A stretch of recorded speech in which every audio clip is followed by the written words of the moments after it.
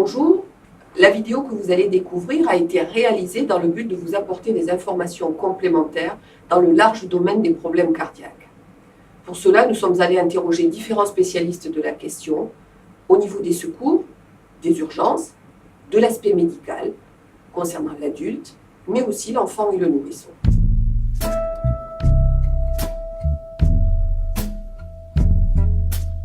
Notre premier interlocuteur sera le lieutenant-colonel Tony Varro, commandant la compagnie des sapeurs-pompiers de Monaco. Colonel Varro, merci de nous accueillir. Notre première question est la suivante. Combien d'interventions journalières avez-vous eues en moyenne ces dernières années ? En 2014, nous étions aux alentours de 9400 interventions, sachant que les 9400 interventions se répartissent généralement 70% pour ce qu'on appelle le secours à personne. On retrouve 180 à peu près opérations liées à des malaises cardiaques.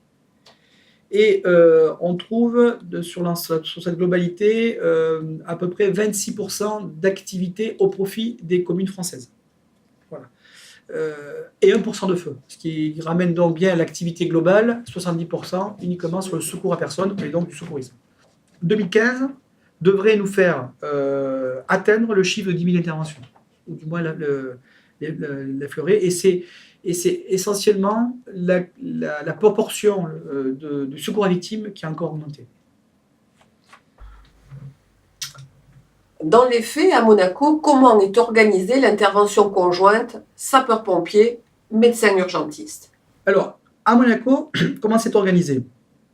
Très simplement, les sapeurs-pompiers sont destinataires des appels d'urgence, le 18 et le 112. Contrairement des fois à ce qu'on peut voir, c'est bien les sapeurs-pompiers qui sont destinataires du 112. Donc ce sont deux numéros d'urgence. À partir de ce moment-là, le centre opérationnel des sapeurs-pompiers déclenche les secours en fonction, bien évidemment, de la demande qui est formulée. En fonction du message d'alerte, les sapeurs-pompiers feront partir les moyens appropriés. Le médecin n'est pas systématiquement, je dirais, envoyé sur place avec les sapeurs-pompiers.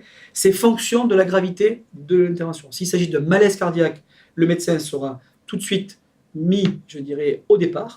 Donc on prévient le médecin qui se trouve lui au centre hospitalier et qui se déplace à notre demande, soit sur des cas graves qui ont été identifiés avec eux, ce qu'on appelle les départs systématiques, soit à la demande des chefs d'agré des ambulances qui, en fonction de la situation, ont un contact avec le médecin et peuvent demander sa présence. Que pensez-vous, lieutenant-colonel Varro, massage cardiaque plutôt avec ou sans insufflation ?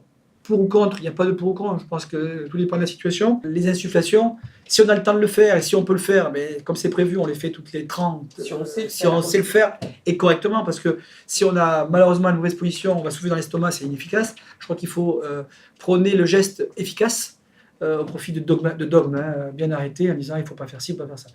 Ce qui est important, c'est que dans l'arrêt cardiaque, c'est de refaire circuler le sang, et donc ce qui est important, c'est de pouvoir masser. Alors ça, c'est effectivement le message que l'on peut passer à les secouristes, s'ils ont quelques réticences à avoir soufflé pour diverses raisons, soit un trauma de la face, soit, je dirais, peut-être une situation qui ne leur permet pas de souffler, je dirais, dans la bouche, correctement en ayant dégagé les voies respiratoires, bien évidemment, privilégier le massage cardiaque avec une pression sternale conséquente, puisqu'on demande quand même de bien enfoncer, je dirais, la pression de 5 voire 6 cm pour pouvoir avoir un massage efficace sur le rythme qui est maintenant de 100 par minute. 100 par minute, c'est énorme. Hein. Oui, tout à fait. Déjà, le rythme à tenir, il n'y a pas de... Il faut avoir un métronome pratiquement pour procéder, parce que avant on avait 1 et 2 et 3, on n'est plus à ce rythme-là. Ah non, 100 c'est 1, 2, 3, 4, 5, 6, c'est très rapide. Nous, on travaille toujours avec massage cardiaque et insufflation. Pour un massage cardiaque en principauté, moi, ce qui me concerne, on aligne effectivement une ambulance et 3 hommes, mais on met derrière un engin pompe, c'est 5 hommes. C'est-à-dire que pour un seul massage cardiaque, vous avez 8 hommes mobilisés. Donc, effectivement, c'est 8 hommes pour pouvoir durer. Donc, le message, est-ce qu'on doit insuffler ou pas insuffler ? Il y a un rythme qui est imposé, qui est enseigné. On dit toutes les 30 mouvements, on fait une insufflation. Si vous pouvez le faire, faites-le. Si vous ne pouvez pas le faire, ne le faites pas. Avez-vous des chiffres à nous communiquer concernant l'utilisation des défibrillateurs mis en place sur la voie publique en principauté? Alors effectivement, la principauté était un des premiers pays, je dirais, à se doter, pays d'Europe, hein, à se doter de défibrillateurs. Elle en compte aujourd'hui 26. 26 répartis, je dirais, dans des endroits un peu stratégiques.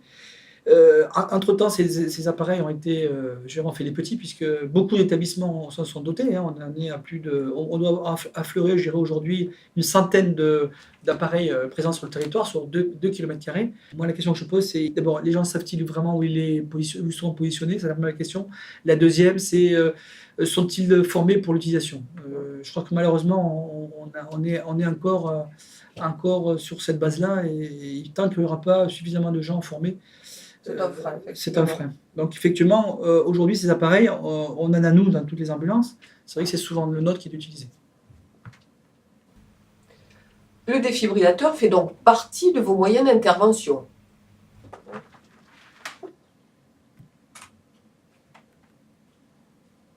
Effectivement, aujourd'hui, c'est un outil qui fait partie, je dirais, de nos équipements. Que ce soit les équipements dans les ambulances, que ce soit même des équipements d'équipes isolées de secouristes qui ont des sacs de premiers secours avec ce type de matériel. Donc nous, effectivement, ce matériel, on l'utilise assez bien, il n'y a pas de problème là-dessus. Généralement, il est très simple, 1, 2, 3. Hein, nous, on essaie de valoriser la simplicité, c'est-à-dire qu'il soit facile d'emploi. On retrouve à l'intérieur les patchs, bien évidemment, le rasoir qui va bien, pour se faire une beauté. Voilà, donc, je n'ai rien à dire de spécial sur. Les électrodes ne sont pas raccordées? Non, c'est des patchs, parce que c'est en fonction de ce qu'on utilise. Enfant, on a des patchs adaptés. Oui, ça c'est le patch enfant, donc bon, je ne vais pas l'ouvrir, mais Non. qui devant derrière, qui permet de gérer et les patchs adultes, 1 et 2, qui sont sous vide. Voilà. C'est ce qui explique qu'ils ne sont pas directement. Mais ça prend 2 minutes. Hein. Oui. Cet appareil-là détecte à un moment donné ce qu'on appelle l'arrêt cardiaque par mort subite. C'est-à-dire qu'un seul coup, pam, on a la personne qui tombe. Pourquoi? Mais le cœur, en fait, il fonctionne de manière anarchique, à très, très grande vitesse, mais il n'est pas du tout efficace pour propulser le sang dans les vaisseaux. Et le seul moyen de le faire repartir, c'est un petit peu comme une voiture, il faut lui injecter un coup de choc électrique qui va, à un moment donné, réinitialiser la machine. Donc, ce choc électrique, il est toujours précédé effectivement d'un massage. Alors pendant qu'on masse, on prépare, crac, c'est pour ça qu'on est aussi nombreux, on prépare, on ouvre les patchs, on les positionne, on continue à masser. Et quand c'est raccordé, à un moment donné, il faut s'arrêter les quelques secondes pour que lui analyse, je dirais, la présence ou pas d'une fibrillation. Et quand il détecte cette fibrillation, à un moment donné, il demande de se mettre en sécurité. On s'écarte, on laisse faire l'appareil, vous pouvez choquer. Et le choc, il est toujours commandé manuellement. Il n'est pas, c'est pas un automatique, hein, heureusement d'ailleurs. Ce qui permet d'écarter les secouristes. Il dit, vous pouvez choquer, on choque. Il envoie un premier courant électrique. Il refait l'analyse. C'est lui qui dit, vous pouvez reprendre le massage cardiaque. On recommence le massage cardiaque, les différents gestes. Il va redemander à un moment donné, s'il ressent quelque chose, d'enregistrer encore en rythme, et il demandera ou pas de choquer. Donc c'est quand même quelque chose aujourd'hui qui est très très bien intégré dans les techniques, qui fonctionne assez bien, qui fait, je dirais, qui est maintenant un élément incontournable de nos techniques d'intervention au niveau, je dirais, animation cardiaque. Après, bien évidemment, le médecin, lui, intervient avec des appareils beaucoup plus sophistiqués, qui permettent d'avoir un électrocardiogramme, et surtout avec des produits qui permettent de plus de donner quelques